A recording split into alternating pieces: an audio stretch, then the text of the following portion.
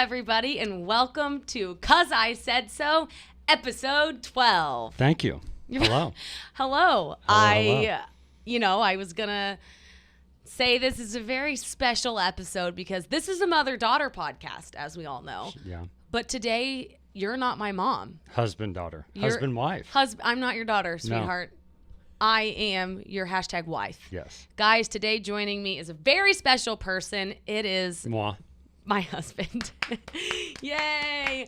I'm so excited to have you here. You've never done a podcast. Never done a podcast. Never even been here. Never been to Barstool. Yeah. You've been here one time to drop off Big Cat's cookies when I had COVID. True, but I've never seen people here. You've met a lot of people today. It's been a big day. It's kind of a wild day in the office. Yeah. But I'm happy to have you here because I feel like my worlds are colliding. Well, thank you for having me. I'm very excited to be here. Thank you for coming on. Today's also a highly exciting day because Graham Bennett, which is my husband, that's you're Graham, he came home Friday and I had tears in my eyes because I was so excited because 'Cause I Said So finally got sponsored. Now, listen, people, when you listen to podcasts, you hear a lot of ads. You know what I'm talking about? Right. And you're tons of ads. Yeah. And sometimes they just segue right into them and you're like, wow, I've listened to podcasts in the past and I hear these ads.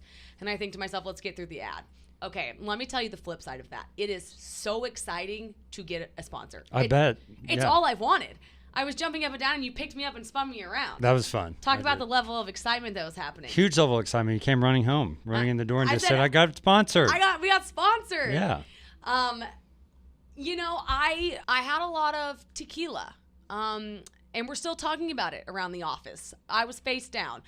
I'm better because of it. I'm cool with it. It happens. But I think it's fitting because 'Cause I Said So sponsor is the one, the only Mamitas Tequila seltzers. Look out. Look out. If that's not fitting, well, honey, what is? No, it's true. Nothing's fitting. So let's talk about it. Let's get right into it because I took some of these home last night because I had to taste it.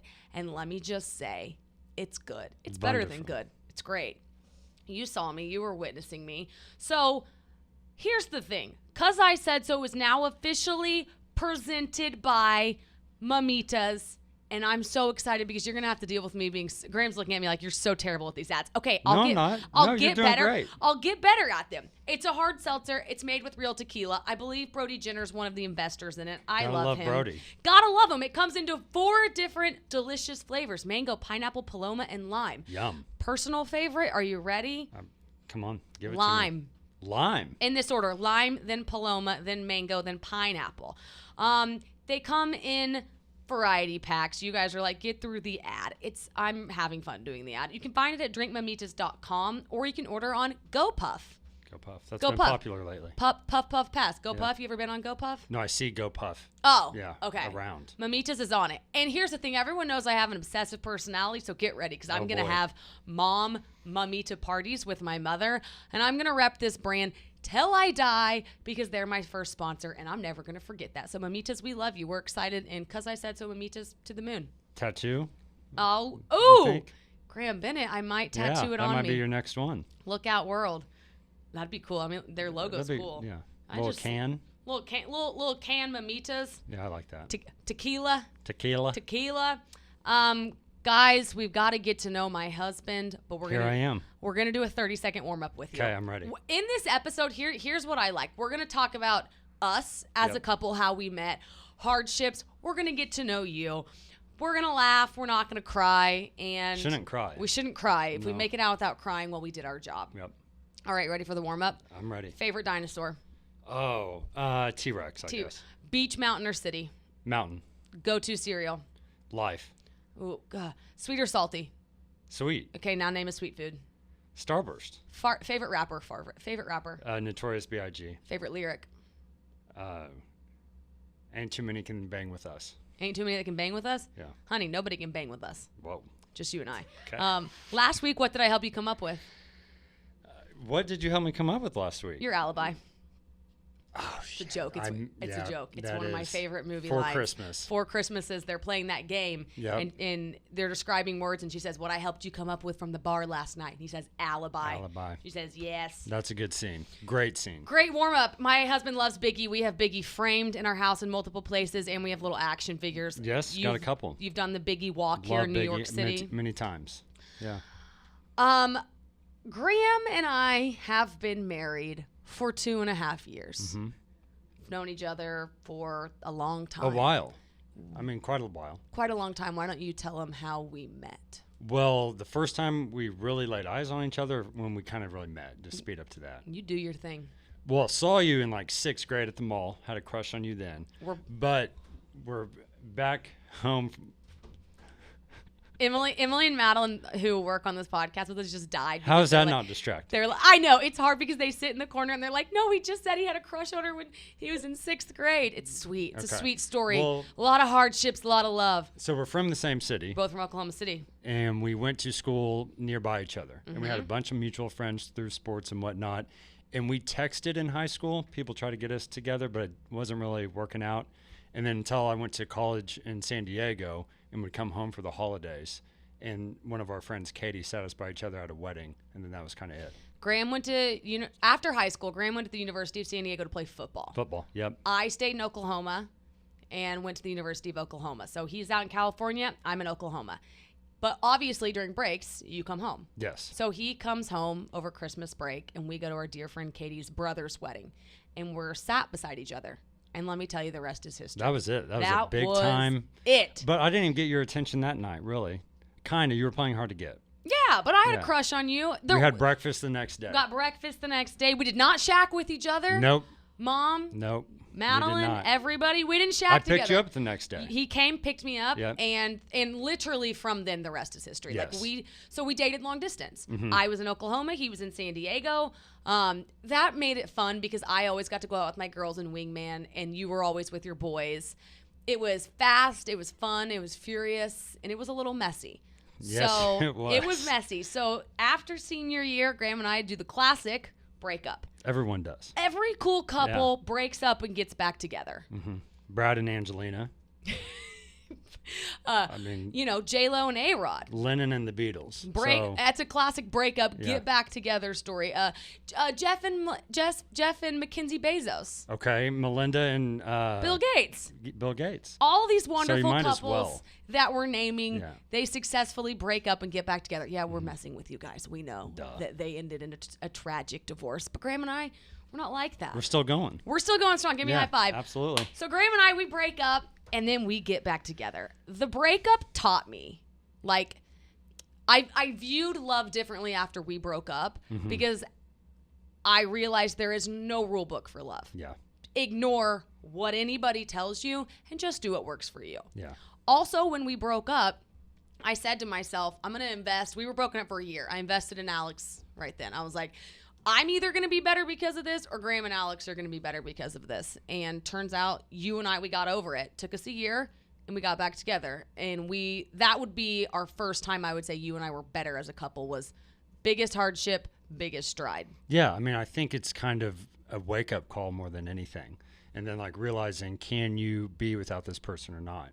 And then if you can't, like I could not be without you, then you just have to do everything you can to hopefully win you over again. Is that what you asked yourself during the breakup? Were you like, every can day. I live without her? Yes. I just remember being on my bed and being like, oh shit, I messed up and I got to fix this. Yeah. So it was tough, but it was a lot. I mean, also looking back, I'm glad we did it.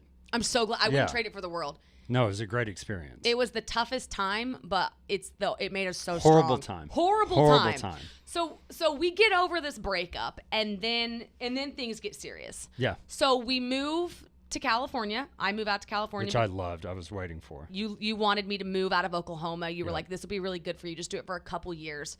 Graham had a great sales job out in California, and so I move out there. That's where we get married. We had a big party. I like this quote. Everybody says your wedding day is the best day of your life. My wedding day was a great day, but the best days of my life lied after the wedding. Right. Like for sure. After the honeymoon phase, all that, but we'll get into it. Okay. They also say your wedding is the only time your friends and family will be together the next time's your funeral. But we all know Graham's going to die before me. I mean, yeah, because I was going to say, I don't think that's happening. Yeah. I was happy to get out at 27 because I thought I was going to be part of the 27 club. Who died when they were 27? Oh, many. I mean, Cobain died. I think Hendrix died when he was 27. I mean, there's been a bunch of... Amy Winehouse? Amy Winehouse. Was she 27? 27. Janis Joplin, Jim Morrison, Brian Jones, Robert Johnson. Wow. Oh. That's a list. And Graham made it out of the list. Jimi Hendrix. Yeah. That's what I thought. There we go. Holy cow. So, So you were happy to be out of the 27 club. I was. My cousin called me when it was my birthday and said, congratulations. Congratulations, you're out. Yeah. Mm-hmm. So we move out to California. We get married. It was great.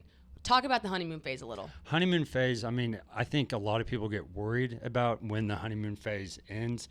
But to me, it's something I've never been fixated on, you know, because the honeymoon phase, it's not like you're given this allotted time of when this phase is going to end. Like, you should always strive to be really happy and be giddy and smitten over each other. If there's like a time of when it ends, it's like, okay, I need to pick up the legwork, then I get that. But the honeymoon phase to me never really existed. Like, it was always a good time. See, I felt the honeymoon phase when we got back from the honeymoon. Yeah, I could see that. Like, I don't know, for some reason I really felt it, but I didn't think marriage really started until that was over. Yeah. Like, now I feel like I'm getting to know you more and more each day. Oh, I completely agree with that, and I'm surprised by that. But I needed the honeymoon phase for that to end.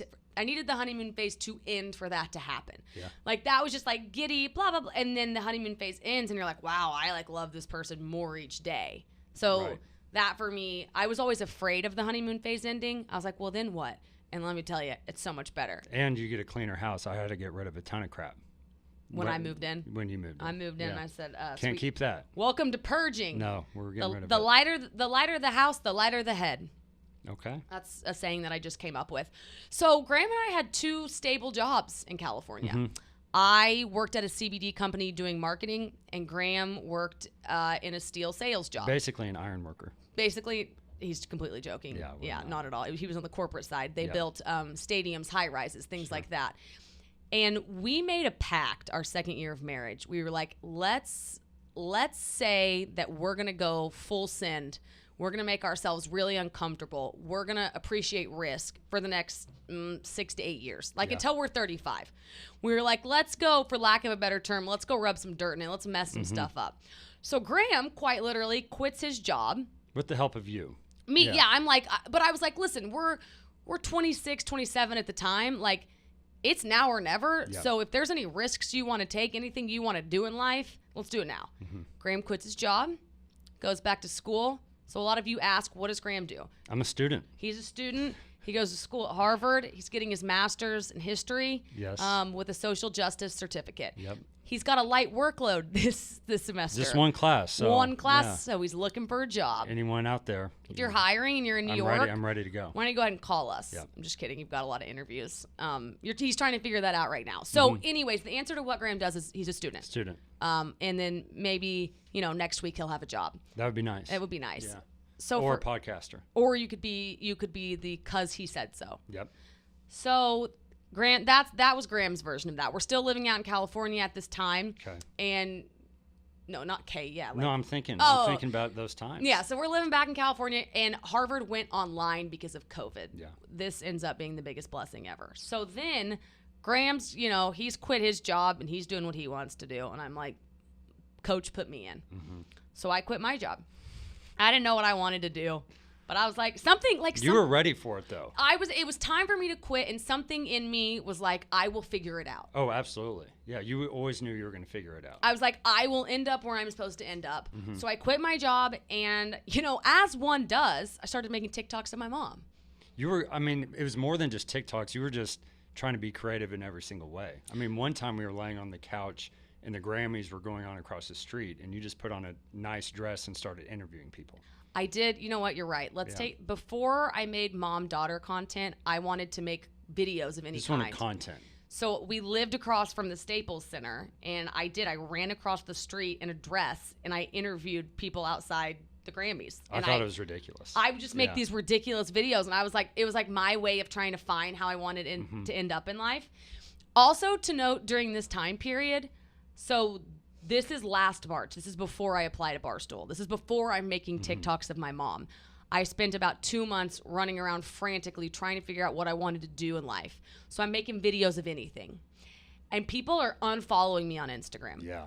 So I had, like, let's say I had, I don't know, 10,000 followers. I'm dropping 9.9, 9.8, 9.7. And it's happening by the weeks. My videos are ridiculous, and I'm literally thinking out loud on Instagram. Graham calls me one day, and he's like, Graham has a lot. Like, Graham, you're very thick-skinned. So he calls me one day, I'm in the car, and he's like, God, you dropped another 100 followers. And I'm like, I start crying. Right, yeah. Because I was like, I want to make these videos so bad, but I don't know. Like, I know I know it's bigger than this. Like, I know this is all part of the process. So I get home, and Graham's like, I downloaded that app where it tells you who unfollowed you. I was ready for blood. And I'm like, give it to me. So he starts naming off the people. I don't know most of them. Yeah. But let me tell you what, some of them are family friends. Some of them are girls I went to college with. And sorry for saying this word, but I got every one of those motherfuckers written down on a piece of paper in a thunder box that sits on my desk up here. Yeah, one I'm day. never going to forget them. No, shouldn't. Will not. No. I bet they follow you now, though. I bet they came back. Yeah. I don't know. You deleted the app. But that was a pivotal moment for me because I realized I care more about making these videos than I do what anybody thinks. Now, granted, I'm not going to forget who did the unfollow. I don't think you should. No, and hey, listen, if they're not listening to this episode and you know one of them, send it to them. Like, comment, subscribe, send them the episode. I'll send it to them because I know. I know them too. I might actually text it to them. I'm kidding. I mean, I'm not. So anyways, then I start making the videos of my mom. I'm flying back and forth from California to Oklahoma. I'm staying in Oklahoma long periods of time. We're in the middle of COVID. I'm making these TikToks. And then I said, hun, I'm applying for Barstool. Around your birthday.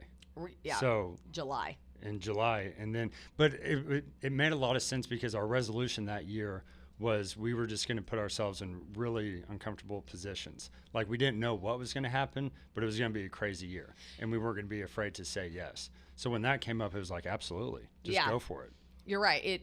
We did say that. So last year, our whole motto was like, just whatever it is, do it. So I applied for Barstool. This is the only place I ever wanted to work. It was my Instagram bio in college. I remember that. I just liked what it stood for. It stood for you can be whatever you want and doing things not by the book. And just have your voice. You have your voice. You do your thing. And if there's any rule book, go ahead and throw that out the window.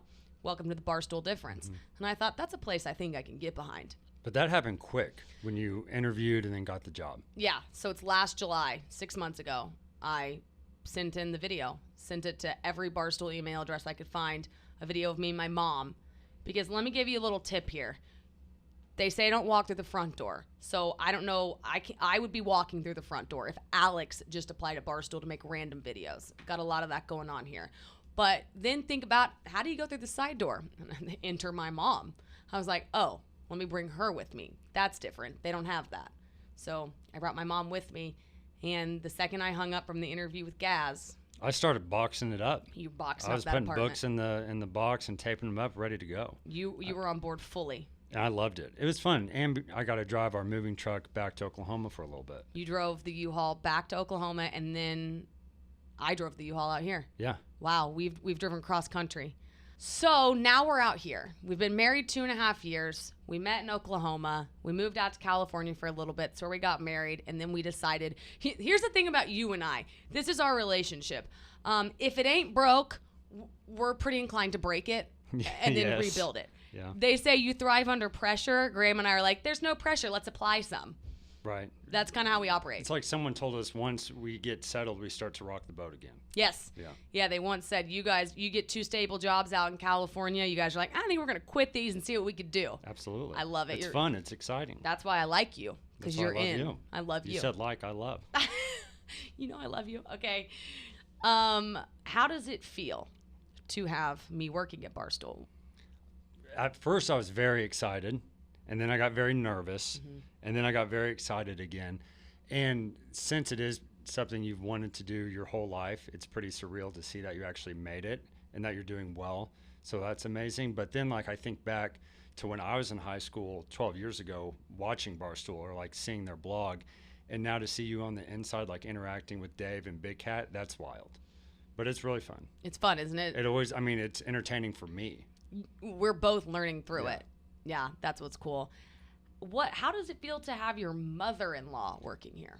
I love when people ask me what you're doing, and then I tell them, oh yeah, Kim is doing the show with her, because their jaw just drops. They're like, her mom? Her mom. But I love that Kim's doing it. I'm really, really proud of her. Like, I think that's amazing that she was just so willing to be like, yeah, I'm going to do this podcast with my daughter and go to New York and do everything that she literally asked me to. So I think for her, I'm just really excited for her. It's pretty, you're a good person to ask this to. What's it like having my mom as your mother-in-law? Kim can be very hyper. She can be hyper. very thorough and ask a lot of questions. But the trick is, if you wait long enough, she'll just answer them for you. And that applies in texts as well. Like, she'll text, did everyone have fun tonight? 3 hours go by. Yeah. She's responds. Done it. Yeah. No, she responds to herself to that question. Yes. Yeah. The time I looked over one time and Graham was like, couldn't breathe. And I was like, what's wrong? And he's like, your mom's responding to her own text messages. She'll just talk to herself. She'll talk to herself, but also what I appreciate about her is she always sticks up for me as well. Like, if you're being mean to me or rude or whatever, or I just mess with you, she always takes not necessarily my side, but she asks you if you are, or like, change out, or like, be nicer, Alex, stuff like that. That is how my life was. Yeah. My mom never, if I entered controversy in middle school or elementary school, high school, she was the first one. She never had rose-covered goggles on with me. She never was like, well, my daughter didn't do it. She would always be like, Alex, what's your part in this? Yes. Even if it was nothing, she'd be like, find it and make it better. And she's still like that, which is great. Every moment of every day. Yeah, and with you, she's really good about that. She's like, you treat him good. Yeah, she's always been super nice to me and inclusive. Like, she just wants me to feel loved and a part of the family. Very much so. Like, she's very good about making you feel included, but she also loves you. Yeah. With this, let's touch on in-law. A lot of people, I asked people for some questions, and a lot of them are like, okay, let's talk about in-law relationships. Yeah. Here's my thing. Here's my thoughts. It's awkward, no matter what. You can't expedite the awkward phase of getting in-laws. These people have been a family for 20 some odd years. You're new to the table. Like, you're sitting at the table, they've got some inside jokes, they know who's going to do the dishes, like, everyone's got their role, and you're new here. Right. So the only thing I could think of is only time can expedite that awkward phase, because it's there. I mean, I felt it with your family, you felt it with mine. The second thing is just be polite. If you're too nervous to be yourself, like, if you don't know what to do or what to say, sit quietly, offer to do the dishes, spoke when spoken to, give nobody any ammo. Like, if you can't be anything else, always default to being nice and helpful. And then I think the third thing is, though, think of it as like a blessing to have two families. For sure. Yeah. Like, my family does things one way and your family does things another way. And you and I, right when we got married, we were like, here's the thing, neither family's right. Right. Like, it's even like we learn from it. With we traditions. Take what we like and what we don't. Yeah, we were like, okay, like, for instance, if your dad always took out the trash or something. We're like, okay, yeah, I mean, is that what we want to do or not? Like, we would take bits and pieces and be like, this is so cool that we have two sets of loving parents. What do we want to take from each of them? But I agree with you on just the awkward phase. It just takes time. It's so awkward. I called your parents Mr. and Mrs., which I should have, but forever, until your dad's brother laughed at it. And was like, stop calling him Mr. Yeah. Or, like, even now that we're married, there's the I love you. That's a newer one.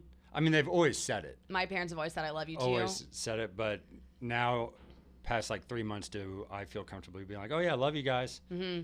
The second we got home from the honeymoon, I was calling your parents. I was like, love you guys. Yeah. No, your parents like, your parents have always said it. I haven't breached it with your brother. It's awkward with siblings, but it's a whole new thing. Love you, Michael. You're so new. You're so... Here, hopefully he listens to this. Yeah. Maybe you just ripped off the Band-Aid. The in-law thing, though, what about controversies with in-laws? People ask about that, too. Like a disagreement I had with your parents, or you're having one and I'm witnessing it? Both. I think if, like, you're having a disagreement with them, I just kind of have to take a back seat and learn from it and watch how you guys communicate. And then also afterwards, I talk to you about it. You know, what bothered you about it, or maybe you wish they understood better. But when I have disagreements with them, they have always listened. When you have disagreements with my parents, sure. Is that what you're saying? That's what I'm saying. Yes. Like they've always been willing to listen, and it's not like they're argumentative. No, I think if you enter into a disagreement with your own parents, let it rip. Do what you've always done. You proceed as you always have. Yeah. And as the spouse, I think you just sit there and observe and be like, do your thing. Mm-hmm. Now, if you got in a disagreement with my parents or vice versa, that's where I think you just kind of have to say, that's where I think everybody arrives more politely to the table, because they're like, I don't know how you operate in disagreements.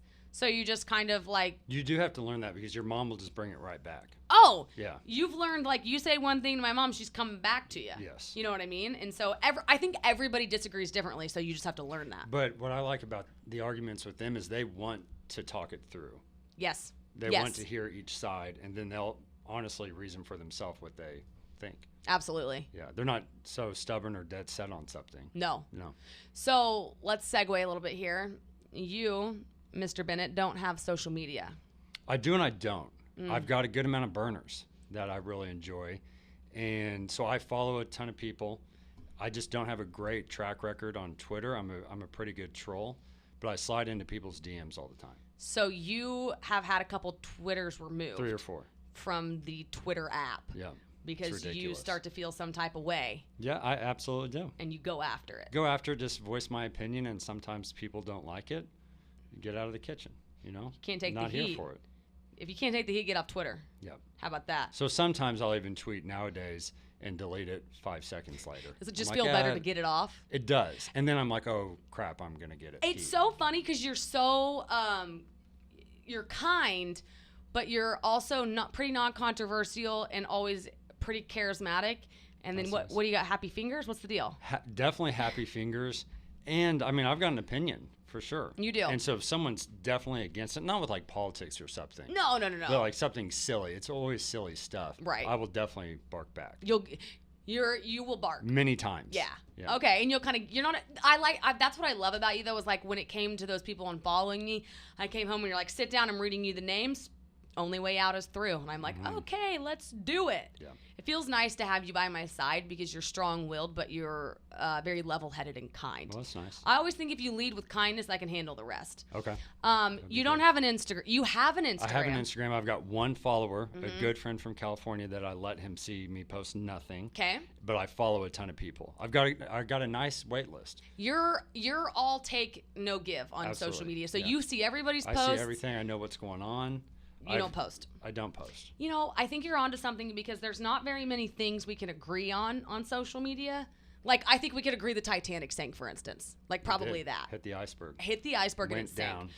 Yeah. I'm sure someone's going to be like, that's a conspiracy. I'm pretty sure it's not. Let's, let that one live. That is a conspiracy. Mm-hmm. Yeah. Have you heard about that one? We did an episode on it. Was that you guys? Yeah. That was interesting. Yeah. I enjoyed that. Yeah. Thank you, Graham. Yeah. Okay, see, there we can't even agree on that. I liked that conspiracy. Yeah. Yeah. Okay, see, so that's the thing on social media. Uh-huh. I also think this though. Why am I gonna go here? I just am. Oh man. No, recently I've been seeing. I'll scroll through stories, and people have deemed themselves the friend group's vaccination specialist. What do you mean? They're like, did you get a vaccine or not? And let's talk about it. Here's why or why not. And I'm like, ladies and gentlemen, pimps and players, half-ass rappers and true rhyme sayers. Do you know this song? I do not. This is the Carter. Oh, So hold I on was to listening your him teenage on the way daughter, here. by Lil Wayne. Yeah. Mm-hmm. So people are on there and they're like, get a vaccine or don't, and here's why. And I'm like, well, guys, you're not changing anybody's opinion. No one's looking at your stories and literally rethinking their stance on vaccines. Right. Most likely not. Most likely not. Yeah. So I'm like, well, that's funny. So I think in that regard, it's nice that you don't have the accounts. To say something back? Not even to say something back, but it's like you don't have Just to mess with it. Yeah. You're not even on the receiving end. No, I see some of that stuff on Twitter. Yeah. There's a lot of it on Instagram, Twitter. Yeah. But my DMs, I go after people in DMs on Instagram. Give us an example. Dave hasn't responded to my DMs. Mr. El Presidente. Consider that a blessing. And but slid into Roan's. He replied. Mm-hmm. Marty's good about that. So Emily, you're a producer.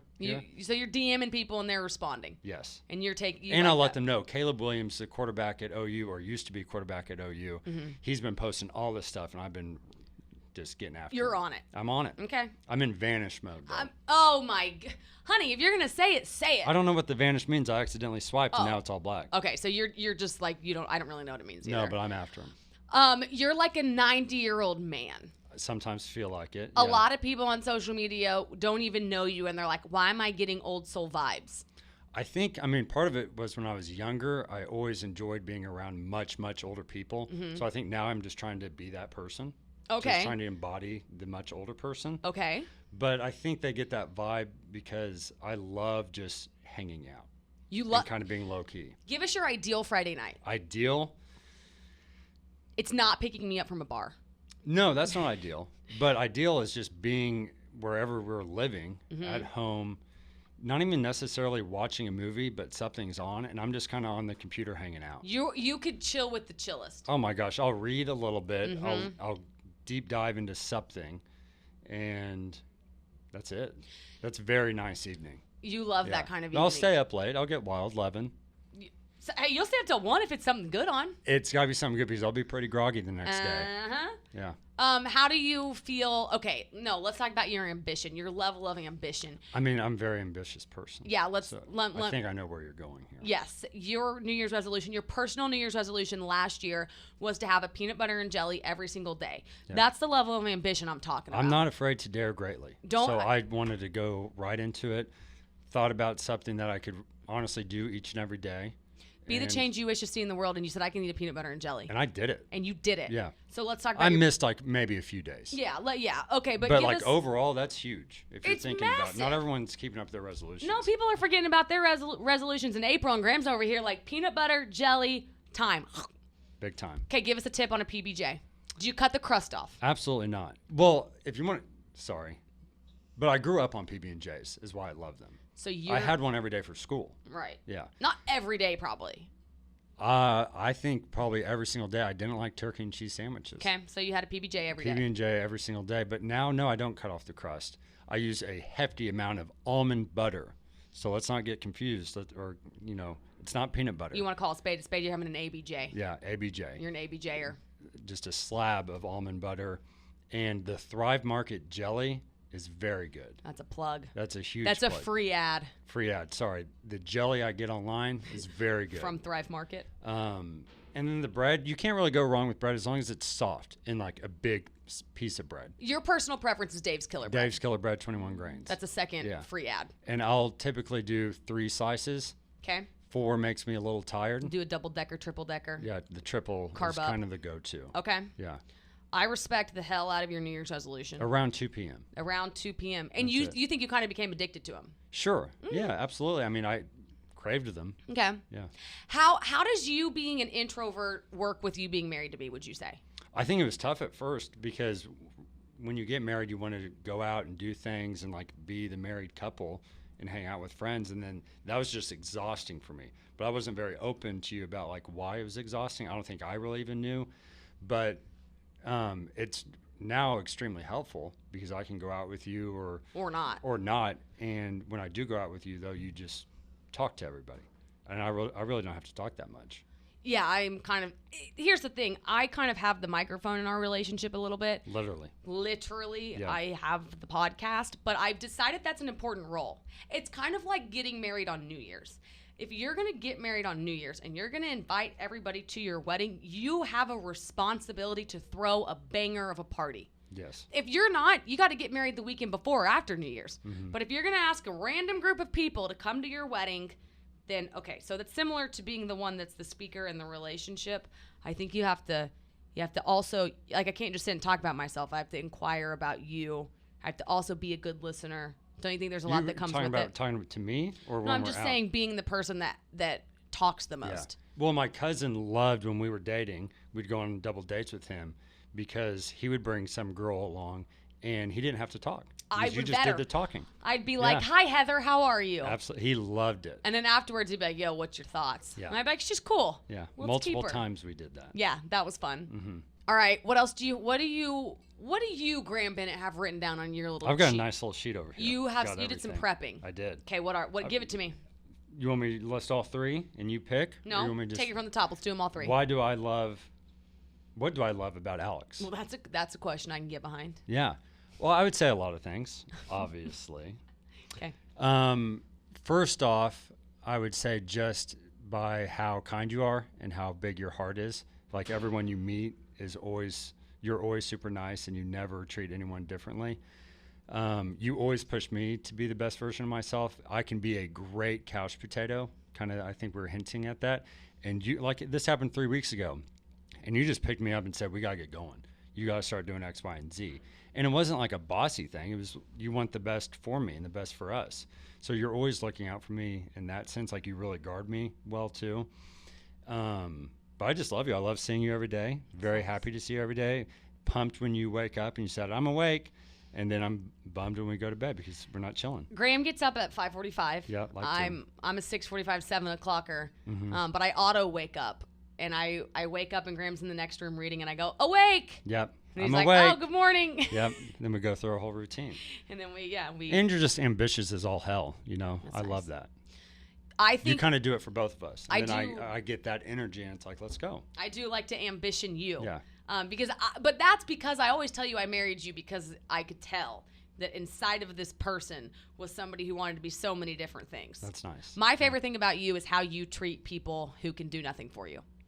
Well, that's very nice. I try to. You were in this office for 20 minutes and you came into the room and you said, have you talked to the janitor? And I said, yeah, I always say hi. And you go, no, but have you really stopped and talked? I really wondered because she walked around a bunch. Someone needs to be talking to her. Yes, I always say hi, and I do believe a lot of people very do. Sweet. But I always say the person you neglect the most is probably the most powerful person in the room, and you're walking over to the people that are like the wait staff. They're more interesting. And you're like, hello, how are you? Yeah. That's love talking to everyone. You do. Especially the wait staff. You're introverted, but you're interested, and you're highly polite. Very true. It's important. Not about the polite part, but very true. Yes. Yeah. Okay, what else is on your list? Best and worst things about being married to me. Well, I kind of hinted at that. We got the in best. last Give me the one. worst. The worst, little sleep. I mean, sometimes we'll go out and it'll be like 11 or even midnight, and you'll be like, no, I got to text Emily and Madeline about this one thing, or I have this idea for content, or even at like 2 a.m. after we have been sleeping. It's like, oh, shoot, I forgot this email. I want to do X, Y, and Z for the show next week. Like, I've got this great idea, which is great and ambitious, but sometimes you don't need to be woken up. I definitely don't need to be woken up like when you don't feel well in the middle of the night, and I ask you like 10 times, what can I do?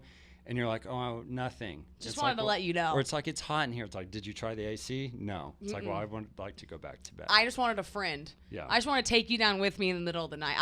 I don't know what it is. Actually, I get this from my mom. She, at any time of the night, is not afraid to like wake you up, or even in the morning, she's an annoying waker-upper. So she's like, Alex, get up. And you're waking up. So all you want is to be woken up like, hi, sweetheart. It's 7. Please wake up. We've been working on that. So yeah. I started, if Graham takes a nap or something, I've started becoming Kim. And I'll be like, get up. And then he's like in a bad mood, obviously, because nobody wants to be woken up like that. So I've had to self-reflect. And I'm like, my mom did that, and that drove me crazy. And I'm doing that to Graham. So let's take a second. Yeah, but it's all good. At the end of the day, not a big deal. Not a big Because those are the worst things. I mean, if those are the worst things, then... Oh, it's going to get worse. It'll go up and down. We got a whole lifetime ahead of us. That's true. What else is on there? Don't worry about... No, let's go here. What can boys do to understand their significant other better? I love this question. You love it? I love it because what can a guy do to understand their significant other better? I think, and it took me a long time, like, you just have to be very open with them. Like, you're not a mind reader, and I'm not a mind reader. And that goes back to introvert and extrovert. Like, I would feel all these types of ways going out all the time and being social, but you had no idea how I felt. And then I'd get home and be in a bad mood. So I just always have to tell you what's on my mind, and you doing the same. Like, but that's not you understanding me. Well, kind of, if you're just radically open. Oh. But I would say also, it's I see just what you're like, saying. Don't try to control and manage everything. Mm-hmm. Or like if you're talking about work or a friend or just anything, don't like always just try to get in there and say, oh, you should do X, Y, and Z. Like, see how you really play this out and then learn from it. Yeah. If that makes sense. No, you always said to me, though, you're like, when I let you be yourself, you're your best. Yeah, absolutely. That's what you mean by don't manage. Like, let the other person do their thing. You might not agree with it, but let them do their thing. And if you want advice or anything, you can ask. But you're old enough to do it. Yeah. So whether it started with TikToks, I think you were probably like, we're going to get on this app and make TikToks, but you let me do it because I just wanted to. Yeah. And you can't be worried about conflict. No, you can't be worried about. Because everyone is going to have conflict. And wait, rephrase this. Are you saying don't feel in relationships be okay with conflict? Absolutely. Okay, explain that. That's big. Well, you got to be okay with conflict because if you don't address it or you're feeling some sort of way, it's going to erupt at some point. And then it's going to be a disaster and really hard to kind of climb out of. And everyone has it, so you might as well address it head on because it's you two together. So you might as well get through it together because then you're going to come out stronger and better from it. You always said too, like. And I hate conflict. Yeah, you hate conflict, but you always said we've got to normalize conflict. We got to normalize the arguing because we're better because of it. And you brought this point up, like, and it's such a good point. It might be obvious that. Like, it is you and I. Right. It's not like, oh, we're going to throw in the flag over this little argument. No. So we better just confront this. Yeah. And if we normalize arguments, then we're not afraid of it. Yeah. Like, you have to almost celebrate it and be like, okay, we got through that. That was good. We're not afraid to do it again next time. Right. But if we, this is one of the things I think is big. Never be so concerned with being right when it comes to your significant other. Like, I cannot enter into conflict with you and be like, I just want to be right. It's like, no, when it's the two of you and you're on the same team, you just want the best resolution. Yeah, trying to be right won't solve anything. It'll do nothing. It'll probably make things worse. Absolutely make things worse. Because that's missing the whole point. Entirely. Yeah. All right, Madeline and Emily. So Madeline and Emily have worked on 'Cause I Said So with me for now. This is the 12th week. They've gotten to know Graham a little bit, so I told them each to prepare 2 questions. Fire in the hole. Fire in the hole. Okay, so Emily and I are also both single. Respect. Graham, do you have any friends? Yeah. Well, yeah. No, I do not. Not in New York. None that are under the age of 80. Yeah. Or just kidding. Yeah. Or in a relationship. Do you want me to go first? Yeah, go ahead. When did you lose your virginity? No. Actually, you want to know what Alex said yesterday? She thought you got lost in 8th grade. No, I said freshman absolutely year. Not. I was like, maybe freshman year. She goes, I don't know, No. earlier, 8th grade? And I was like, is he a man whore? We got to put this up. Hold on. My grandma's going to be watching. So we'll put Hi, a little Sherry. break. We'll tell. I'll tell. This will be at the end. I'll tell her to stop listening. Yes, please say. Okay. Sorry. Next up, Matt. No, I was not a man whore, but I love texting people. He was a. You just love texting. Yeah. Man whore texter. Yeah. Okay, that's interesting. Emily, do you want to go? Okay, what is your... Mine is not as sexual. What is your biggest pet peeve about Alex? Ooh, I like my that. Gosh. How long do you have? Oh, she said No. 1. No, she said 1. Pet peeve? I mean... You can name 2 if you have to. A 1A and 1B. I know I have a pet peeve, but I really can't. I mean, at this moment. Well, sometimes, like, when you set the boundaries of your phone, like, I can't look at my phone past 8. It's like, will you text X, Y, and Z? Or what they say. I make him do it for me. I have to do all your texting. Yes, that's annoying. I have these new boundaries with my phone. I've texted Emily at like 4 a.m. Yeah, because I'm like, did we edit this out? And Graham's like, I don't know what you're talking about. And I'm like, well. I think if it's work related, like I feel like you can break that rule because your job is to be on your phone. So if it has to do with work, then like it could be a pass. No, I'm better when I put it up. Like anything can wait most of the time is how I feel, but my mind resets if I don't look at the screen. If I pick it up for work, then I see the other text messages and it's over. So I like the boundary, but it is hard. That's my pet peeve about Alex when she said she puts her phone up and not away or down. Who says that? Go Mad Dog. Okay, so you mentioned that you guys got back together after breaking up and then Alex moved to California. What was the timeline of when did you get back together versus how long did it take for Alex to move to California? So this is fast. You asked me to move to California before I was ready and probably trusted you again. Yeah, for sure. So I said, okay, but I'm living by myself. So I moved out to California, paid my own rent, and I was like, I'm going to live by myself until I can fully trust you. Wouldn't you say that's true? No, that's exactly what happened. So I think what Mad Dog's asking right there is like, it seemed like you got back together then immediately moved to California, and the answer to that is yes. It was like that, but we still had the past, 4 years under our belt. Yes, so but it wasn't like new. California was great because it also allowed us to grow by ourselves. Yeah, that was really nice. We lived very close to both of our families, like all of our friends, who we loved them all, but like Graham and Alex needed to go be Graham and Alex, and it was kind of like we're back together and we're moving to California all at the same time. And you might wonder like what my parents thought of that or what your parents thought of that. Yeah, how did content Kim feel about that one? She was surprisingly, they were all really supportive. Well, yeah, they were supportive, but like your Were they mom was happy? Yeah, mad. she Like was I mad. remember at the going away party, and she came up to me and literally said, "I'm mad at you." Yeah, My but mom they gets mad handled out it loud. really well. They I handled mean, it they great. came out and visited a bunch. They helped move you in, but they were. I don't think they were like pumped. My daughter's moving to California. Especially with this guy that she just got back together with. Yeah, there were some growing pains for sure. Yeah. So was it like 2 weeks, 2 months? That we'd been back together? Yeah. Oh, it was probably a month. Very soon. That's crazy. Yeah, it was crazy. Yeah, it was fast. But did you spin it as like I'm moving for Graham or like I'm just moving to California to follow my dreams? It was definitely, I didn't have any dreams out in California. I knew moving out of Oklahoma City would be the best thing for me. And I wanted to give you and I a chance. Mm-hmm. Like, I was like, this is the only way I can give this a chance. And I know if we're out of Oklahoma and I have to be on my own, make my own decisions, like, that I was going to expedite me growing up a lot. Yeah. Like, me living close to my parents at that time was hard. Not, Probably harder for me. yes. Yeah, because since I had been in San Diego for college, I was used to being away from family and not being able to go home on a weekend just to see someone because I missed them. Because that's a lot of, like, you grow up a lot from that, and I wanted you to experience that. Yes. And you were just so close with your parents. Not that that was a bad thing, No. but, like, you just catered to them more as more, like, even when you'd ask me about something for advice and I would tell you my thought process, you wouldn't believe me until you asked your dad. Yeah, I would go It call was my just dad. little things like that. And so I had to get off that and get to bond with you. And then the second we got married, though, it was like, the second we got engaged, it became very clear that you were my new source of advice. Yes. Yeah. And now We still go to Joe a lot. Yeah. one day he has a lot of wisdom. one time I had a big problem Yeah. at Barstool and I didn't know what to do. And Graham said, I called Graham, I go, I don't know what to do here. And he goes, you got two things, talk to your dad and talk to God and call Yep. me back. And it worked out. Worked out. And it happened, yeah. That's nice.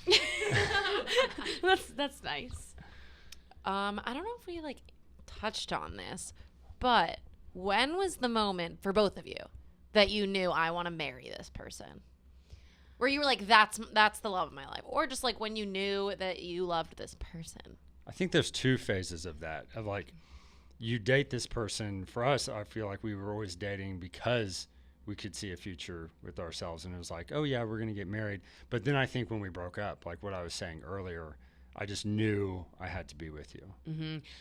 I thought that I wanted to marry you before we broke up. Mm-hmm. And then when we broke up, I knew this is where I need Graham to be in order for me to marry him. Yeah. And then I saw you do everything in your power to get to that place. And then you blew past that place. And then I was like, this is my guy. Like, he just did that for me. Also, we weren't fully developed when we got married. And I saw like a ton of potential in you. And I trusted you. I didn't trust you when we broke up. I had trust No, I issues. don't And blame it you. took me 2 years to get back to trusting you. And when I decided that was like rock solid trust and I would believe everything that came out of your mouth and that you were like my person in life, I was like, this is who I want to marry. Additionally, you check me in really good ways and you check me in ways I don't check myself. And so that's how I knew I want to marry this person, because you made me better. That was a much better answer than I gave. That was nice. Thank you. You're welcome. I love you. I want to die. Just kidding. Following up on that, what, from the perspective of single women over here like me and Mad Dog, what advice would you give someone on, like, how do you find your person? Or do you think is it one of those things where if you're not looking, it's going to come to you?